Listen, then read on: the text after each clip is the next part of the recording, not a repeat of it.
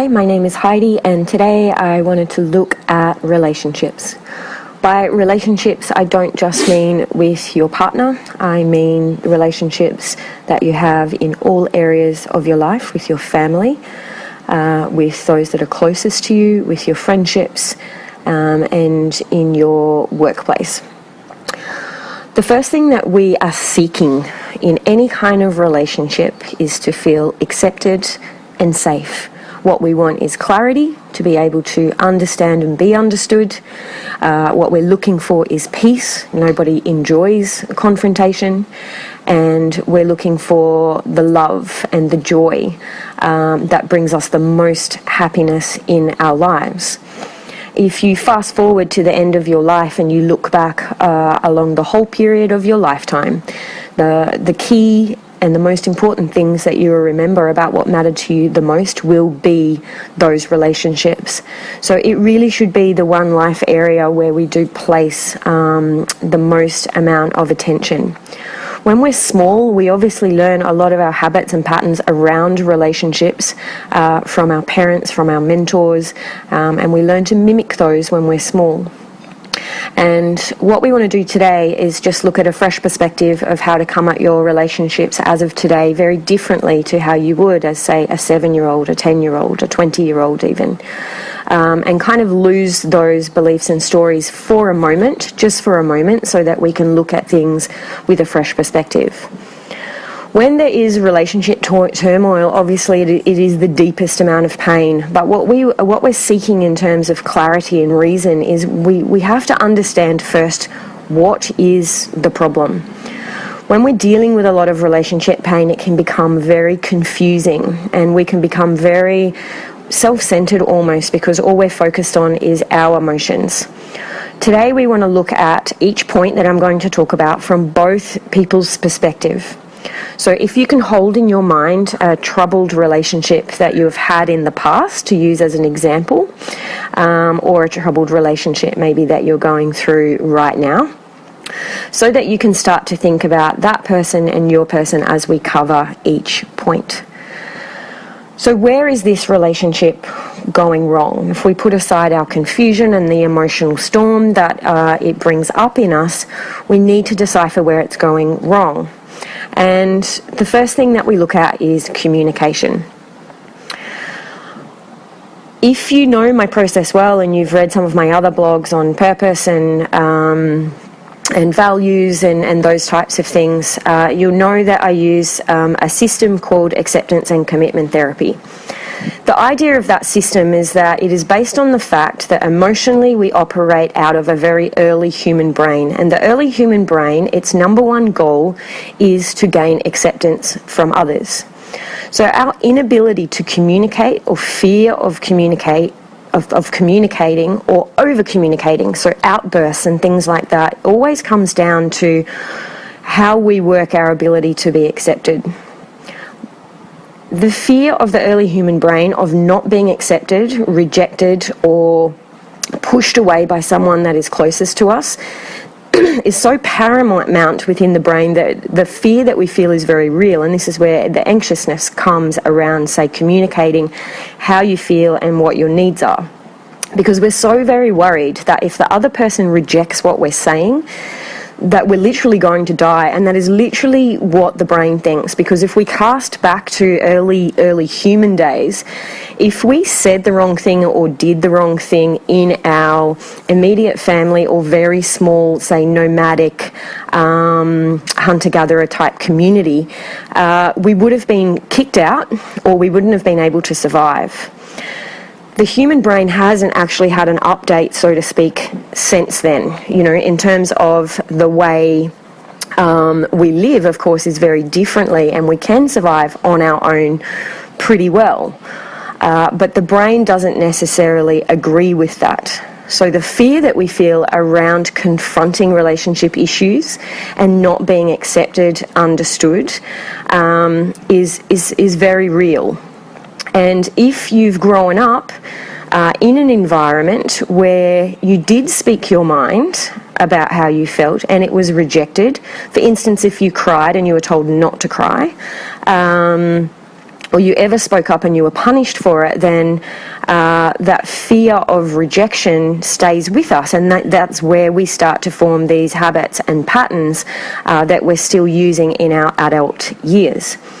The other thing is around communication is you might not have ever learnt how to communicate clearly, calmly, and from your heart, being able to put that fear aside.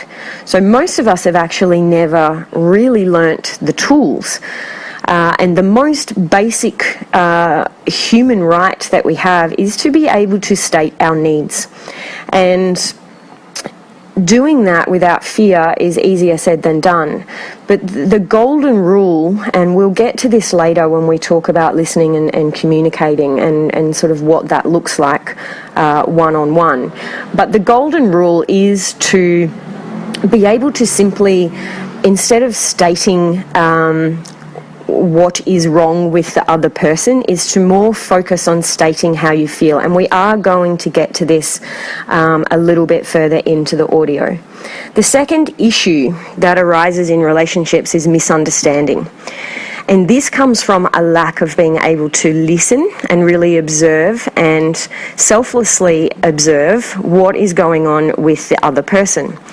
If we don't have any inner world tools, if we do not understand our own thoughts, stories and beliefs, if we don't have any awareness around what is going on in our inner world in terms of emotionally, then it is almost impossible for us to fully understand and observe another's inner world, and we will never fully understand what is going on inside that person's head and what they're feeling. So this is where misunderstanding occurs, and no relationship will work, and what we're really seeking in that relationship is connection and intimacy. Those are the higher level of emotions that we're looking for. That's where the love and the joy comes from. If we cannot communicate and we cannot understand, there can never be connection. And I'm going to say that again. If we cannot communicate our needs and allow another person to communicate their needs and their feelings, then we're never going to fully understand. So if we can't communicate and listen, then we can't have the understanding, the support and the connection that we're seeking. So having no inner world tools, and this is where, in the Alive process, emotional intelligence through using acceptance and commitment therapy, there is another free audio on this. If you listen to that audio on Mind Tools, we run through those basic emotional intelligence tools, and they're important because if we don't have them, then we can't ever fully grasp or assist somebody else with dealing with their inner world. So we're never going to get that understanding. One of the things that we do to work avoiding the discomfort in that we feel from relationships and where the misunderstanding comes from is that we try and either control the other person by manipulating them to be how we want them to be, because that would be more satisfying, and we just try and avoid it completely and pretend that it's not happening. So we do that because it's basically your way of trying to survive. If I can make this situation the way I think it should be and make this person behave the way I want them to behave, then I'm going to feel better and I'm going to feel safe and I'm going to feel like I can survive.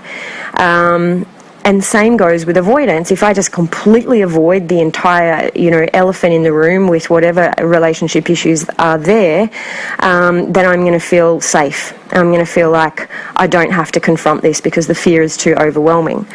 So when we start to use control and avoid, we lose our ability to fully understand another person. And this is where trickery, playing games, and manipulating others in relationship comes from, maybe coming from a place of survival. I just want this person to be a certain way, and if they're not that way, if they're not reaching my expectations, then I no longer feel safe. And so I'm going to do everything I can, rather than learning how to communicate and connect and understand. I'm going to do everything I can to get that person where I want them to be ability to reach my expectations. And the problem with that, with control in a relationship, is that you never have control over another person, ever. And it will only set the relationship up to fail, because they will never reach your expectations. So you're always going to feel judgmental and disappointed and angry and let down by that person, because they're not doing what you want them to be, and they're not who you want them to be inside your head. So misunderstanding comes from both parties not being able to effectively communicate to each other, and not giving each other the space to be able to observe the other person and try to seek to understand them before you want to be understood. And we're going to cover this in a golden rule at the end of the audio. Boundaries. This is the third issue that arises in relationships, and what happens when boundaries are blurred is that we can possibly be accepting bad behaviour in a relationship that is really impacting on our happiness, and you are the only person that can determine where that boundary line is. Or you could be displaying the behaviour that is definitely not in alignment with the person that you want to be. And this is where your ability to exercise responsibility is so very important. The first step in the Alive process, we cover a lot of meanings of certain words, and responsibility and choice is one of them. The most empowering relationship tool that you can harness and use is your ability to take responsibility on the spot for your own behaviour. And not allowing others who cannot or will not do the same to take up headspace, to take up free rent in your head. This is not about kicking people to the curb. It's not about cutting them out of your life. This is about you figuring out the person that you want to be. You know, looking at the end of your life and looking back and thinking, what kind of person would I be proud of? And aligning yourself with that behaviour. So if someone else pulls you up on that behaviour, it can downright feel uncomfortable, and you will go into defence mode and try and defend yourself and explain why you're not that way. Sometimes it's better to take the approach where you stop, you observe, and you look at your behaviour, and you use courage and you use willingness to rectify it as fast as you can. As soon as you do that, there is so much space and freedom, and it's going to allow you to grow. It's going to allow you to continue to grow as a person and to continue to align yourself with the kind of person that you want to be, displaying the behaviour, the wording and the actions of a person that would make you proud. When we go into defence mode and back away and just fire at somebody for having a go at our behaviour, we lose the ability to grow. And if we can't exercise our right to responsibility and to choose to act differently, we're always going to stay aligned with the small patterns that we developed at 5 or 7 years old, and we're never going to become free of that. You know, it's a part of being an adult. If you want to have more joy, more love, more peace, all of these things that we want in our lives, to be able to take responsibility for ourselves, and really look at our behaviour and look at how constantly it can be improved. And sometimes it gets out of hand and you have to check yourself. But the same goes for somebody else, and you cannot change their behaviour. You cannot even direct them and tell them their behaviour needs to be changed. It's actually not really your role. The only thing you have control over is your behaviour. And the only thing you can do with someone who displays behaviour that is not in alignment with your values is to tell them how you feel about that. Rather than attacking the behaviour, you need to discuss that behaviour makes me feel this way, and open the lines of communication and understanding so that that person has the ability to do the same. to take responsibility for their behaviour to do it and to make those changes. And if they don't, you do have the right, in terms of boundaries, to decide how much emotional energy and how much headspace or free rent you're giving that person inside your mind. That is your choice, and this is where choice and responsibility is very, very important. Rather than becoming a victim by allowing someone to treat you badly and continuing that to go on and whinging about it and talking about it, but never actually doing anything about it and playing the victim, or blaming, constantly telling the other person what they need to do to make you happier. So this is where removing the focus off the other person and back onto yourself, and looking at how you are going to make you happier and how you are going to create the peace and the joy, and not expecting somebody else to do that for you, because like I said, it's impossible to control somebody else's behaviour, and it will only lead you down the pathway of manipulation. Becoming the victim and blaming, it's simply just not, it doesn't feel good, it doesn't feel good. And remember that all we're looking for is to be accepted and understood, and that we can actually give that to ourselves. If the focus is on what we can do from our end of the situation as opposed to what we want the other person to do, then it's going to give us a sense of calm, it's going to give us a sense of peace, because it's going to take less energy, rather than trying to manipulate the other person to be what you want. And with boundaries, only you know where that boundary is, and only you will know where the boundary is in terms of behaviour if you're very clear on your own value system. And that person that is sharing your life, that family member, that friend, that co-worker, they're either sharing your value system or they're not. So in terms of boundaries, it doesn't mean, okay, you don't have the exact same values as me, so now I cast you out. It just means that the amount of energy that you choose, time that you share, and headspace that you allow that person becomes reduced, and the focus stays on you and what you can do to feel good about yourself, and allowing those that do share your value system and do support and understand and accept and encourage and love, they get more and more of your energy. Past, bringing the past into the present. This is a huge issue for so many couples, that the argument that they had 5 years ago resurfaces every time they have a new argument. That old issue or something that's hurt gets brought into the present. And same goes for people that have had really troubled relationships in their past. In yoga, we have something that we call samskaras, and samskaras are layers of your own personal experience.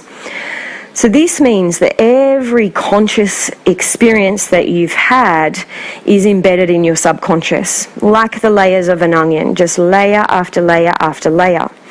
In yoga, we believe that using the tools of mindfulness, meditation, and say yoga help us resolve and transform our relationships to those experiences. And if we don't have a practice in our life where we have learnt to do that or do it daily, then those experiences become layer after layer after layer after layer until they become a wall. And what it means is that every moment that you're living is so coloured by all of your past experiences that it's very difficult to see the present moment or this person that's sitting in front of you as they really are, because we're colouring them with all of those unconscious layers of our past experience. So this is where having tools in your life, particularly the tool of presence, and I'm going to refer you again to the Mind Tools audio where we talk about how to use this on the spot in relationships in the present moment, so that you're really seeing this person or this situation as it is, and not bringing all of your past into that relationship. Bringing the layers of your past experience into the present means you are approaching the present with possibly a very heavy or light, but mostly heavy, emotional weight. So we spend an incredible amount of time considering our physical weight on the scales, looking in the mirror, but there's not been enough attention looking at what our emotional weight is.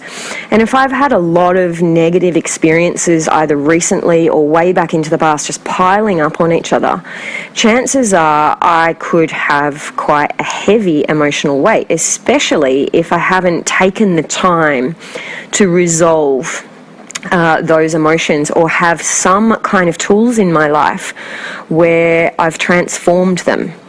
And there is something that we consider, in the world of yoga called your emotional weight. And we look at what are the heaviest of the human emotions and what are the lighter emotions that obviously we're all aiming for and seeking.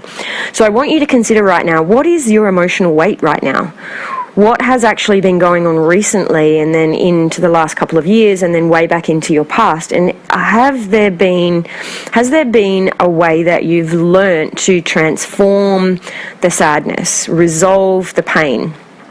And you might have put a lot of time and effort into this through, say, therapy, which again is probably expecting another person to do that for you.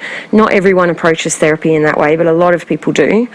But is there a self-practice that you have? Is there something that you use to learn how to transform or resolve your emotional weight? The lowest of the human emotion in terms of particle weight. So let's say I'm feeling extremely ashamed, guilty, sad, lonely, all of those things. Some of us would say, I just can't get up. Like when we're like that, it's like, I just cannot get out of bed. I can't deal with it. Why do we say we feel heavier when we're dealing with negative or lower vibrational emotions? And when we're, say, in love for the first time or extremely excited, like really full of joy about something that's brought us so much joy, why do we think that we feel lighter? Everyone even looks lighter when they're, if we're excited, sometimes we jump up and punch the air, and we have the energy to do that. So we already associate positive emotions with what the emotions that we really want and want to feel with feeling lighter, and negative emotions with feeling heavier. So with your emotional weight, where is it at? The lowest human emotion is shame, and then it steps up to guilt and apathy. Apathy is just looking at life as if to say, I just see no point in it. I see nothing. I've got nothing to give. Then we move up to fear, which is a little bit more active, then desire, then anger. And obviously there's a lot of minority emotions amongst that, but I'm just giving you the main emotions. And then we hit a neutral ground. And in that neutral ground is pride, courage, neutrality, and my favorite word, willingness. So wherever you're at with those heavy emotions, they do not need to become a permanent state, and they do not need to be what you are coming at the present moment with. The way that we transform them, and again, we go through this in the Mind Tools audio guide, so please have a listen to it, is to get to a neutral point. What brings us into a neutral point? How can we get to a point with difficult emotions where we are in the present and we've made room for them, and we are calm enough to approach the present issue from a place of wisdom, from a place of willingness, from a place of acceptance of where I'm at emotionally and where this other person is at emotionally, to be able then to reason, to maybe then be able to look towards love, joy, and peace in that relationship. This can all happen in a couple of moments. And I really, really want you to focus on not tackling any issues that you have until you learn to do this. The steps that we talk about doing this in the Mind Tools guide is a step called diffusion. So how do I diffuse what has power over me in terms of what I'm thinking and feeling, whatever stories I'm replaying to myself from the past, or whatever stories I'm telling myself over and over again about what this person has done wrong. And how do we learn to make room for those stories, recognize them as stories, and breathe into and make room for the emotional storm so that we can get to a point of neutrality.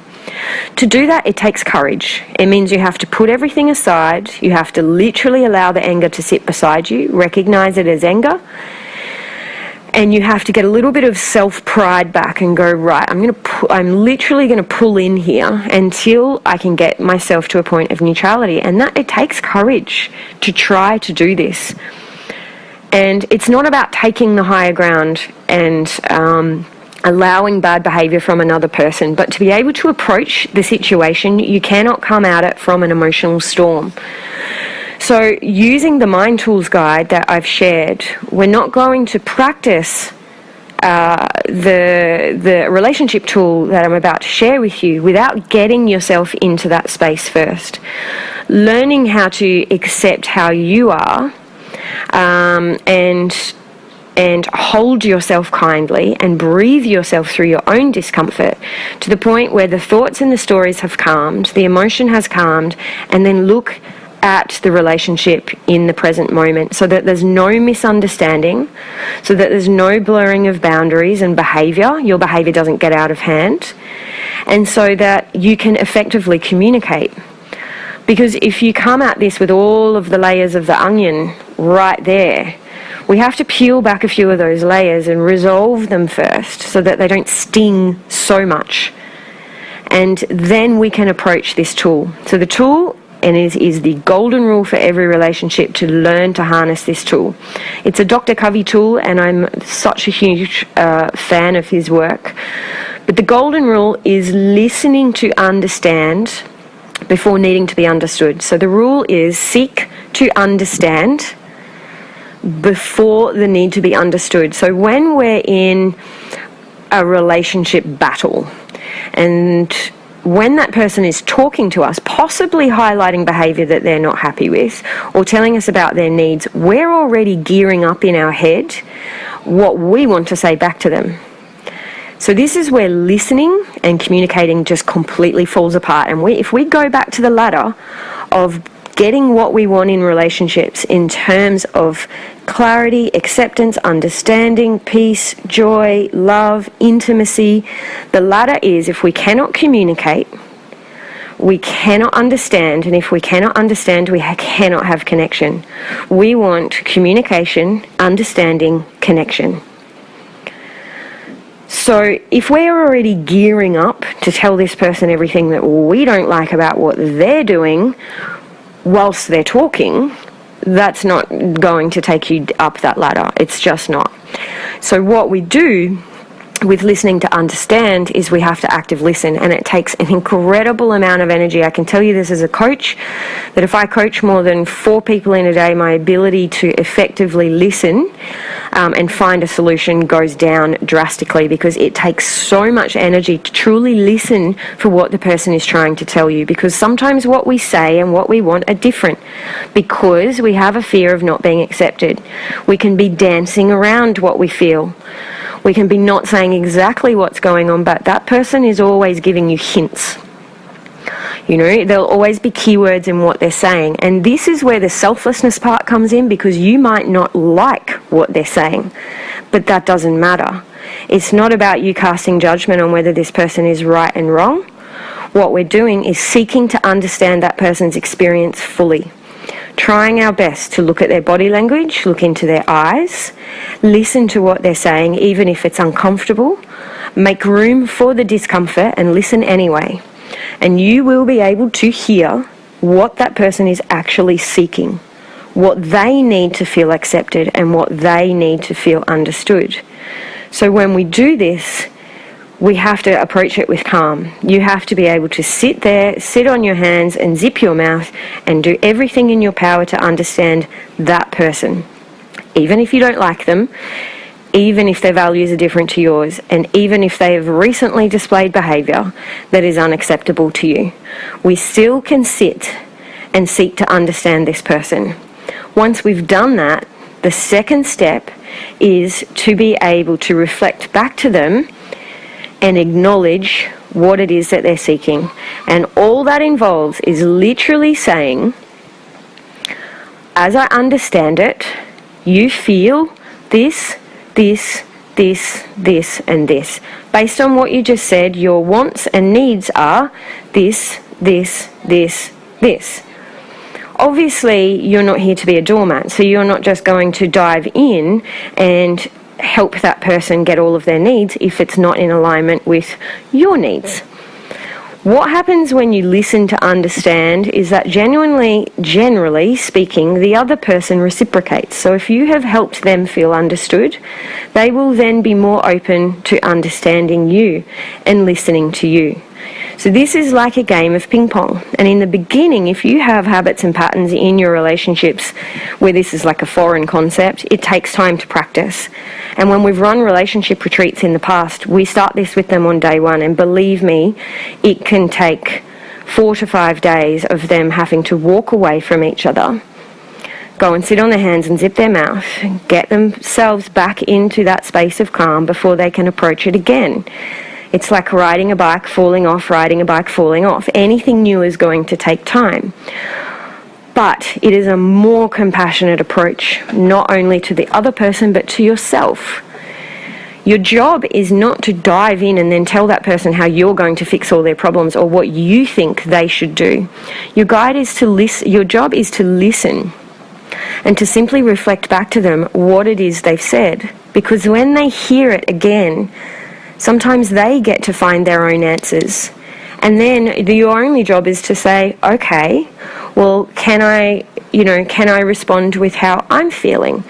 And then the end of the conversation, the last step is literally just to go, okay, well, what would the solution be for you for this? What do you think the solution would be for you, for your wants, your needs, and your feelings to be helped? What would that look like for you? And then you get to do the same for you, or hopefully they would do the same for you. They would say, okay, well, what do you think your solution is? And you can either decide at that point whether compromise, taking some more time to think about it, or making a deal or a pact to provide the solution for each other on the spot can happen. So all we're doing is essentially effectively listening. That's it. That is all we are doing, is taking the time to seek to understand this person fully, selflessly, before the need to respond and before the need to project your opinions and your judgments onto what you want that person to do, because that is control. All you're doing is seeking to understand them.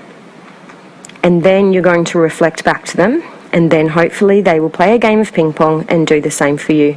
And if they can't, at least you have approached everything with a sense of calm, with a sense of understanding and a sense of compassion.